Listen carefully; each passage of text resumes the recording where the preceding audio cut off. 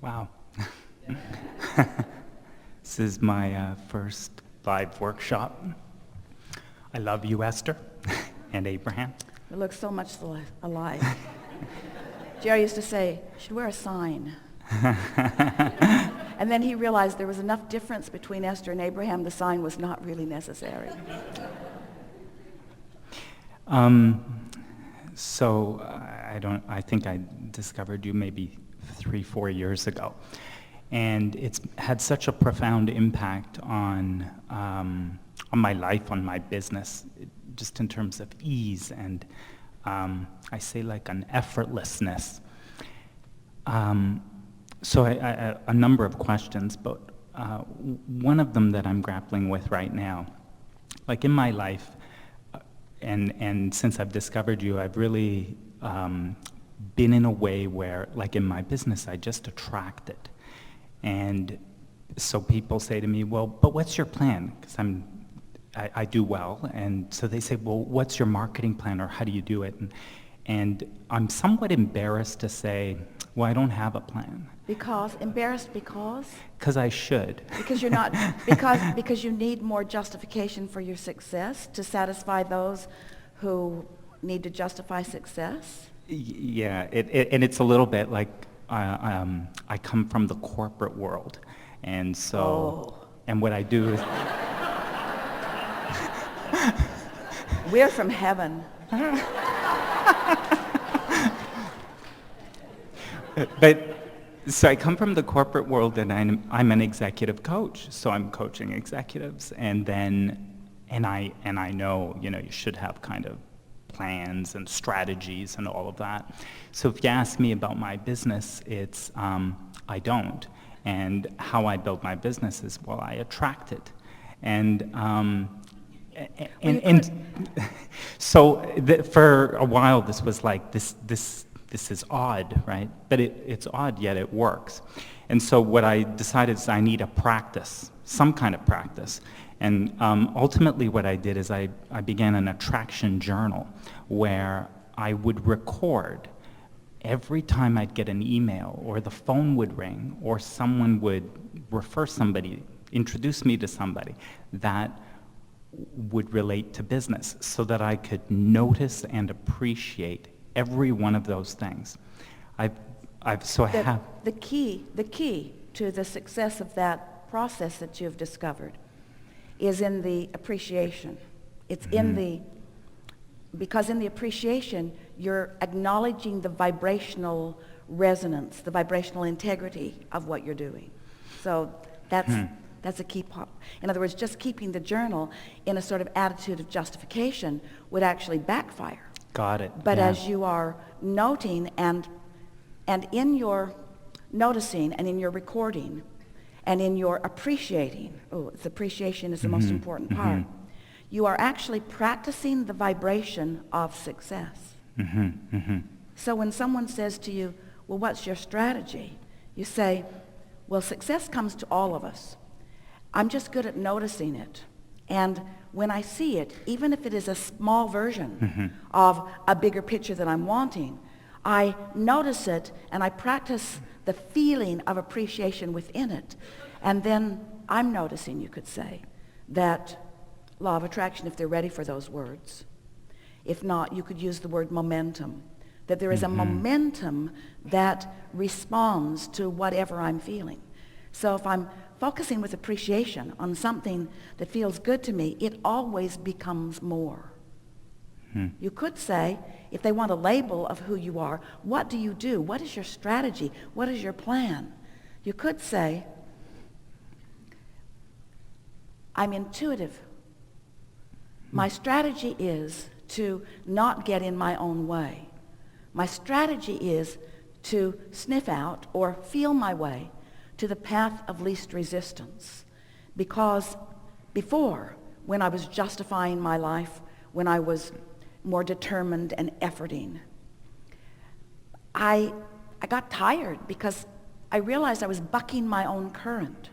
So I've stopped bucking my own current, and I'm now intuitively following the path of least resistance. It feels to me that somehow there's a path that is not laid out for me, but laid out for me by me. I have this plan. And you could say to them, you might laugh, but this is my plan. And this is the extent of my plan. When I feel really, really good all the time. And I figured out how to do that with focus.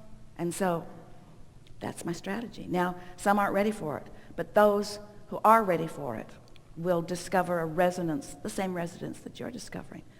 There's a leverage in alignment that just doesn't come in any other way. And you just can't get around it. Oh, you can move a lot of things around. You can work hard. You can have plans. You can go through the motions of things. But the majority of processes that people are applying as they're going through the motions in order to justify the good that's already come or the good that they're wanting to come causes them to practice a frequency that actually throws things on their path of least resistance and slows things down. That's why people keep coming up with more and more processes and more plans, because they continue to sort of junk up their own trail. They don't need to. See?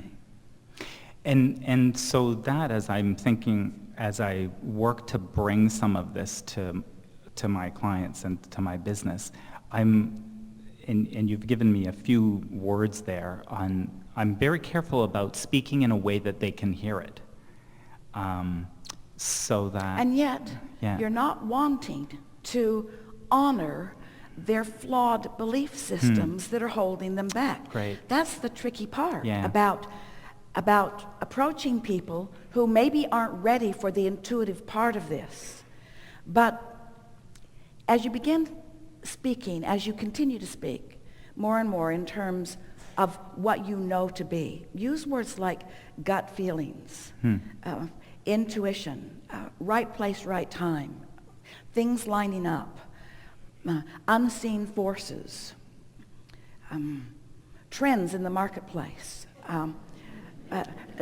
sensing of what those trends are, aligning well, being more efficient, having more fun in all of it, not trying so hard, getting out of your own way.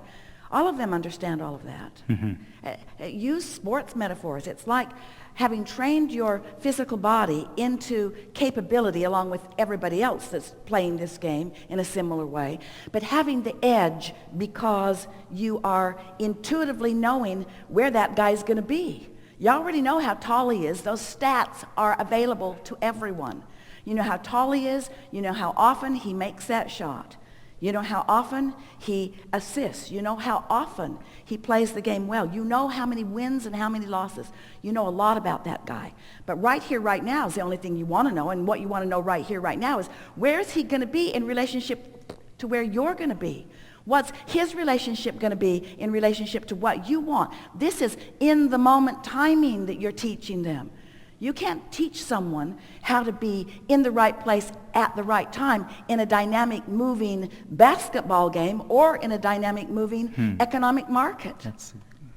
So what you're teaching them is fluidity. What you're teaching them is sensitivity. What you're teaching them is intuition. And if they don't want to know about that, then they're going to play a mediocre game because they're just going to throw a whole lot of mud on the wall and some of it's going to stick. But none of it is going to be satisfying, you see. Got it. That sports analogy is so much about being present, not planning. Right here, right now. Yeah, right now. In relationship to everything else that's moving around. Yeah. Because this is for sure, and how many of your clients are ready to hear this from you? You will know. But this is for sure. The source within them, their inner being, knows everything that they want and knows where they stand right now in relationship to it, and knows the path of least resistance from where they are to where they want to be, and is giving them impulses, you see. If you want to help them, you've got to teach them to feel the impulse and to respond to it.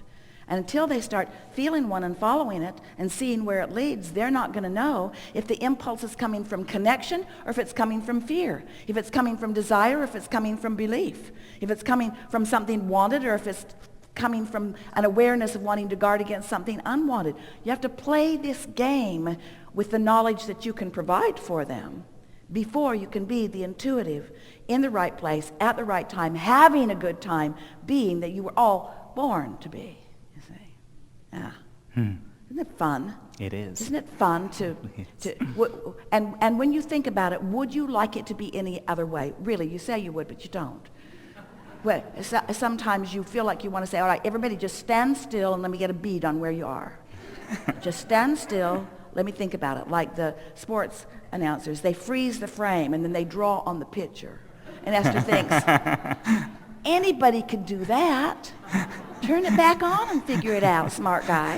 In other words, you got to be in the game. You got to be in the game. And you got to care about your placement in it, you see. Yeah.